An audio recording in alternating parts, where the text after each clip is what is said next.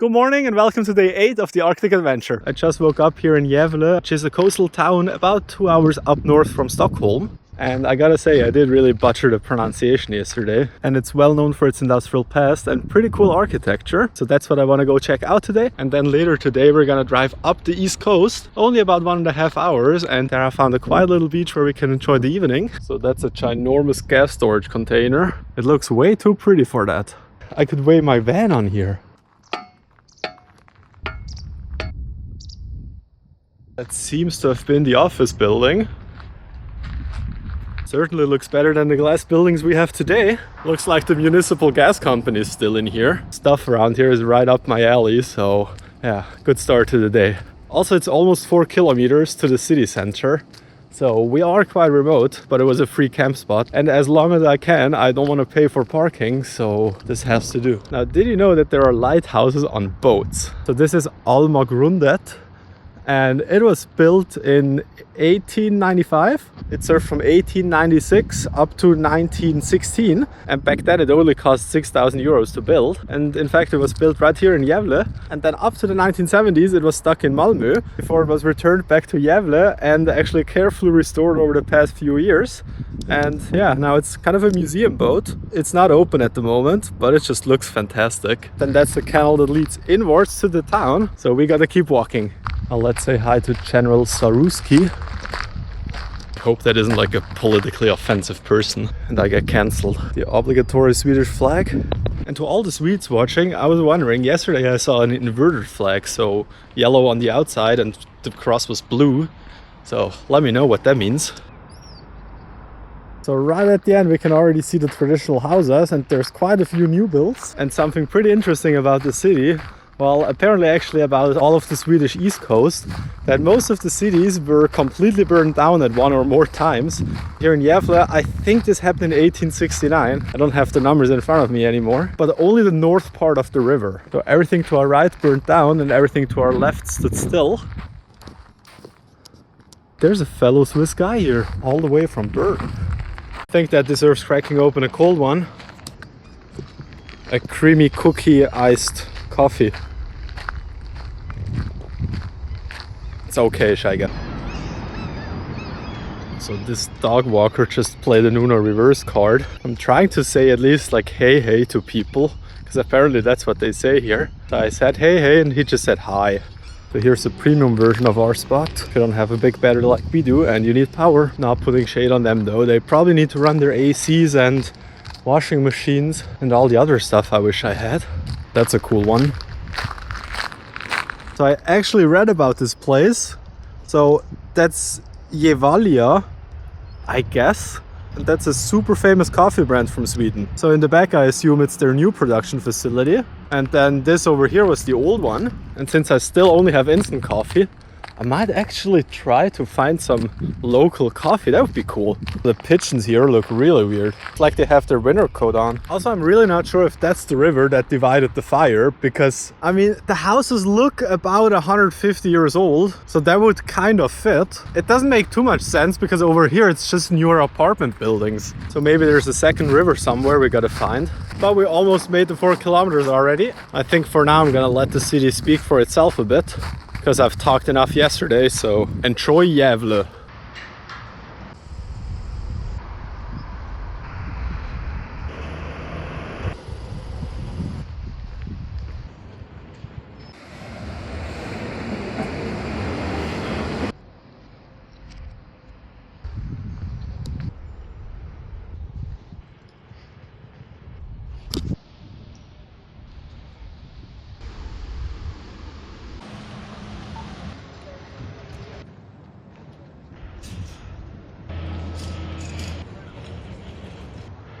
Sorry? Can I ask you something? Yeah? If there's anything I can't miss, like what would that be? Is there something like really cool? Yeah, I mean, Gävle is pretty boring, you know. Is it? Yeah. I don't know, it's pretty much the central part. Yeah. Along Skogen we have here. Yeah. Really nice forest. Yeah, it's like a very nice like walking space. Okay.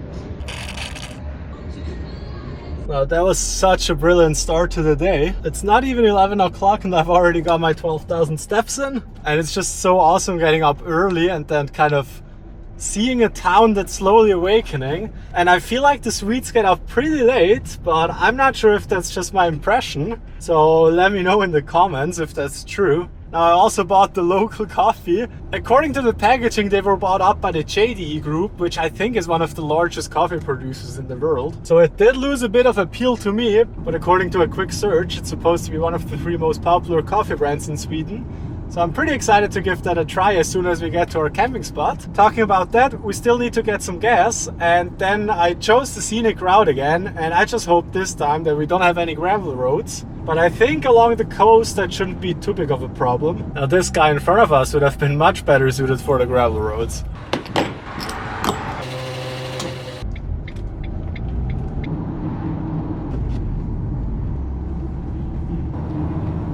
Now, I'm not too sure if I should agree with this being a scenic route. I mean, it was nice, but not like a coastal road I imagined. Also, I wanted to take a break somewhere, but there was no kind of rest area besides some small parking strips right next to the highway. So I thought I'm just going to drive through. Now we made it off the highway with only 8 kilometers left to go. And I really can't wait to get a coffee. Also, I just figured out at the gas station, since my gas tank is so small, I can just put in like 2 more liters. And I know you shouldn't overfill your car, but I think that's well within tolerance. That gives me another like 30 kilometers of range, so I'll take that any day of the week. Now, I really like how remote this all looks, but there's still an asphalted street. This is actually a little spot that wasn't on Park4Night or any other of those apps, and I just found on Google Maps, so I might get lucky or it might be prohibited. So we should see the water pretty soon. In fact, here it is. Oh wow. That's so nice. Yeah, so that's the beach. And then there's a little parking spot here. And then my plan is gonna be to park behind the Skoda when that one leaves. And then we have like the perfect seaside camping spot. Also, there are quite a few people at the beach, so I think I'm gonna check that out in the evening. They are all locals though, so I think that's a good sign. So let's check out this place. So that's where I want to park my van later on. Or is that the boat ramp?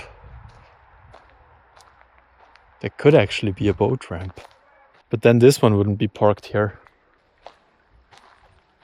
Yeah, that's pretty cool. And there's even a little swimming pool over there. That's gonna be a legendary camping spot. Also, there's a little shed here.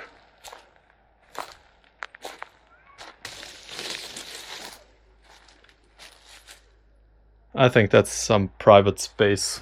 There are some proper waves. Am I gonna see some whales popping up here? The car's probably still gonna be here for a while. So I'm just gonna set up my desk and make a coffee and we can get started with editing. Then later tonight we can make the burgers.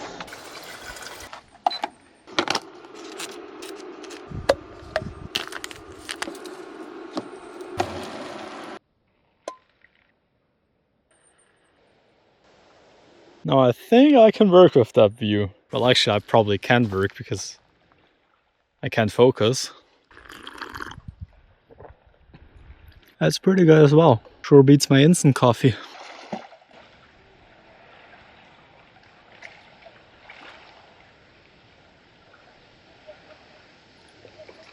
Spot is secured and I put some wheel chucks, or let's just say some rocks I found under the tires, and hopefully the van doesn't roll off the cliff. Just talked to some locals as well to make sure that there's no tide and my van's gonna turn into a boat, but there isn't, and I'm completely fine to park here. This might be the coolest spot of the entire trip so far, especially since no one knows about it, so let's keep it a secret.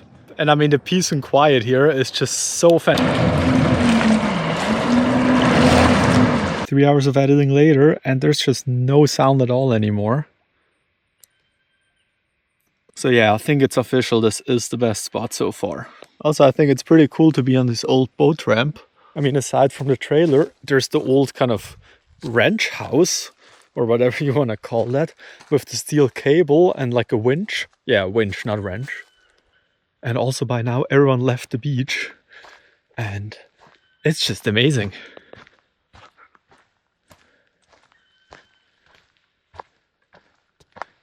There's even 2 changing rooms. The water is pretty clear as well, and I just absolutely love all the rocks here. And I can't wait to go swim tomorrow morning. And I'll for sure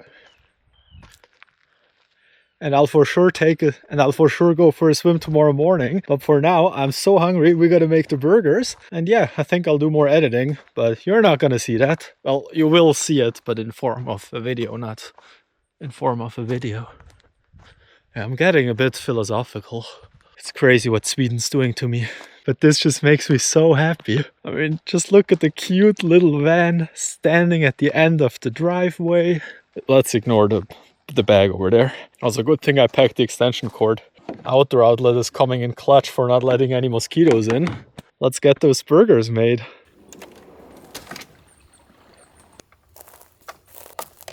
Now that should be all we need, so let's get cutting.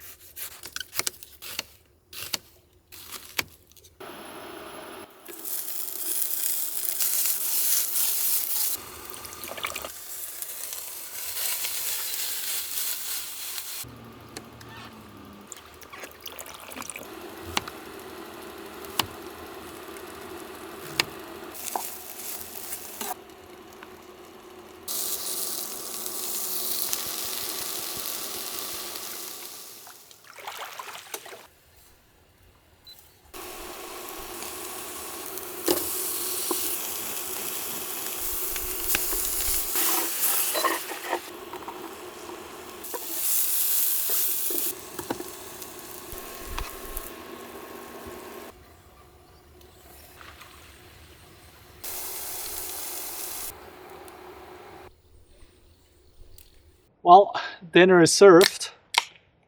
And on the menu today is a fresh zucchini salad with some roasted pumpkin seeds and the balsamic basil oil sauce. And some hefty burgers with halloumi, zucchini, mushrooms and caramelized onions. I wish you could taste this.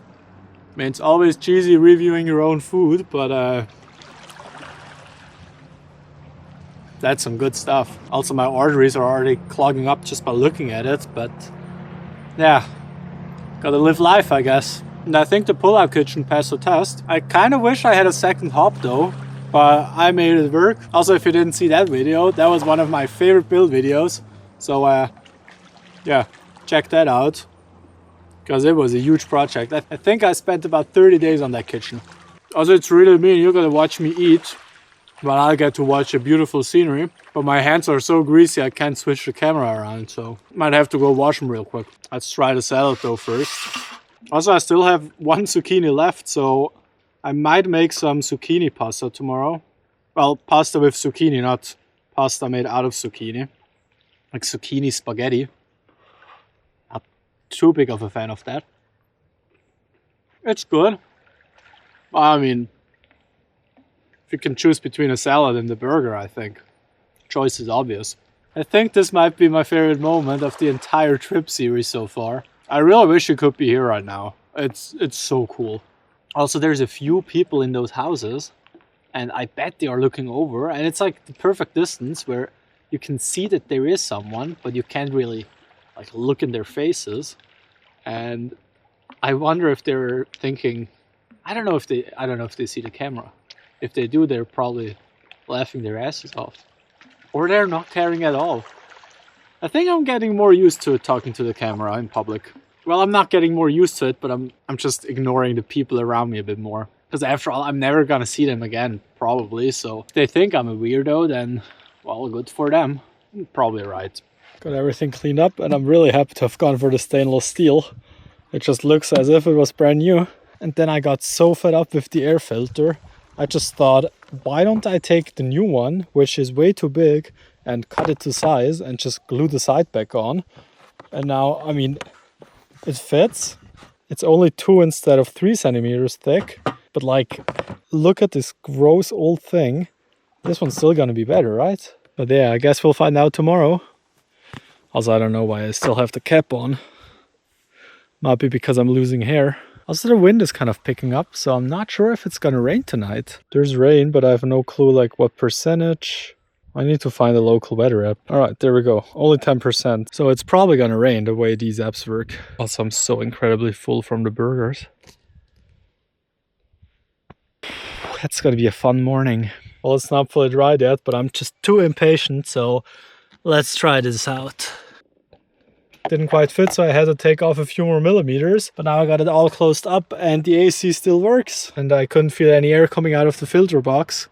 So I guess that was kind of the only thing I could test. I do have a little problem because I can't find my second battery for this camera. I'm not sure if I lost it somewhere, but yeah, I just looked through the entire van. Probably gonna find it in like 5 days, or maybe I really put it somewhere and forgot it. So this gross thing can finally go into the bin. Also, I love these. And I also have the sweet version, but I don't have enough of those clamps anymore, so I gotta finish those before I can open up the others. Little update on the power situation. So I actually turned off the DC to DC charger on the second day, and that charged up the battery when driving. So now for the last week, we've only worked with the solar, and we're still at 81%. And this morning it was at 95. So we used about 80 amp hours for cooking and making coffee, which is less than a kilowatt hour. So I think without even having solar, this would last about 6 days. And with solar on the roof, pretty much infinitely, I guess. The showers sure are getting colder, and I still didn't find the battery, so I'm kind of losing hope. Also, I really hope the parking brake holds up and the stones I put there, because if not, like, that could actually be like a disaster. Yeah, but I guess it should be fine. I'm not gonna put the blinds up over there, so I'm gonna be woken up by the sea. I think it was a pretty cool day. Complete opposites from city life to nature camping, and finally cooking something good on the outdoor kitchen. I think that was a perfect start to the Swedish East Coast. And tomorrow I'm probably gonna have a super chill day, drive about the same distance. I need to go to IKEA again to back up all my footage and take a swim in the sea first thing in the morning. So I better get some sleep. I'll wish you a good night and I'll see you tomorrow.